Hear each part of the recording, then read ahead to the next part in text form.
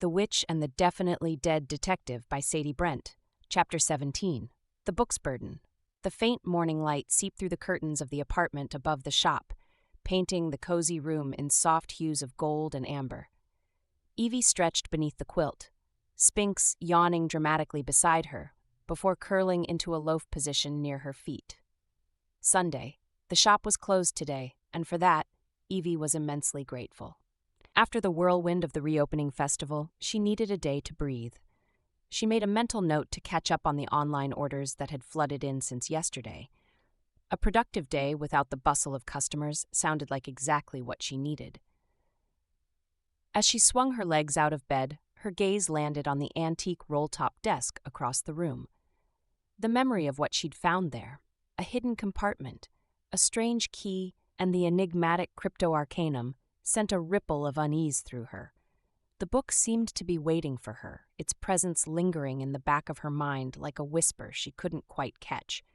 She told herself she'd wait until she had a clearer plan, but the pull was undeniable. Before she realized it, Evie found herself walking to the desk, her fingers brushing the polished wood. "All right," she murmured, sliding open the hidden drawer and pulling out the heavy tome. Its worn leather cover felt almost warm in her hands, a strange energy radiating from it. "Let's do this." She set the crypto-arcanum on the desk and glanced around the room. "James?"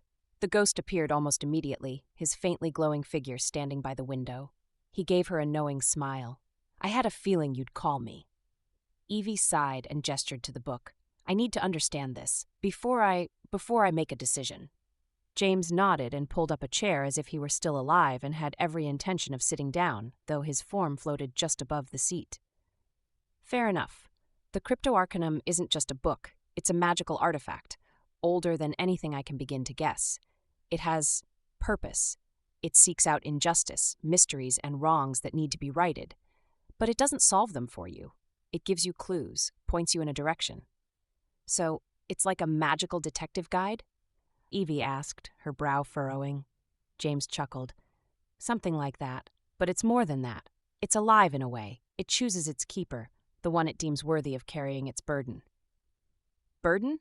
Evie echoed, her fingers brushing the edge of the book. James's expression grew serious. "The book isn't just a tool. It's a responsibility. Lizzie understood that from the moment it chose her. Every clue it gives, every mystery it reveals, comes with a price. You can't ignore it, Evie. Once you accept it, you're committing to seeing things through, no matter how hard or dangerous they might be." Evie swallowed hard, her fingers tightening on the desk's edge. Did it ever lead Lizzie to something she couldn't handle? James hesitated. "There were times when it pushed her to her limits. She never told me everything, but I know it weighed on her. There were sleepless nights, close calls, but she believed in what the book was trying to do. She believed in the good it could bring." "And if I don't accept it?" Evie asked, her voice barely above a whisper. "Then it'll wait," James said simply. "It'll sit, locked away, until it finds another keeper. But you should know, the crypto-arcanum doesn't come into someone's life by accident. It chose you for a reason, Evie." Evie stared at the book, her mind racing. She thought about Lizzie, her vibrant, adventurous great-aunt who had lived life with so much passion and purpose. Could she really step into Lizzie's shoes? Could she take on this responsibility? James seemed to sense her hesitation. "You don't have to decide now, but if you choose to accept it, know that you're not alone. You have me, and I think you'll find you're stronger than you think." Evie looked up at him, his translucent form steady and reassuring. She took a deep breath and nodded. "Thanks, James. I think I just need to sit with it for a moment." James gave her a small smile. "Take your time. I'll be right here." Evie sat at the desk, her hands resting on the closed cover of the crypto-arcanum. The book seemed to hum faintly beneath her palms, as if it were alive. The air around her felt charged, the weight of the decision pressing down on her. The crypto-arcanum sat before her on the desk, its worn leather cover gleaming faintly in the soft light of the apartment. The locking mechanism was intricate and old, the hammered metal key sitting heavily in her palm as if it were holding its breath, waiting for her decision. Evie stared at the book, her thoughts a tangled mess. The room seemed to hold its own breath, the air charged with an energy she couldn't explain. You don't have to do this, James said gently, his voice breaking the silence. Evie glanced up at him, his translucent figure somehow looking both steady and uncertain. I know, she murmured, but I feel like I do. James nodded, stepping closer. Lizzie never wanted this to feel like a duty, Evie. She wanted it to be a choice you'd make for yourself, not out of obligation to her. That's the thing, though. Evie ran her fingers over the book's cover, tracing the faded design etched into the leather. It doesn't feel like an obligation. Not entirely, anyway. It's like this thing has been waiting for me, calling me. Ever since I found it, I can't stop thinking about it. I dream about it. I feel like I need to know. Evie looked down at the book again. The locking mechanism seemed to gleam faintly, as if daring her to turn the key. She took a deep breath, her heart pounding in her chest. I don't know if I'm ready for this, she admitted. Lizzie was Lizzie. She was brilliant and powerful and knew so much about all of this. I'm just me. That's what Lizzie thought at first, too, James said, but she grew into it. You will, too.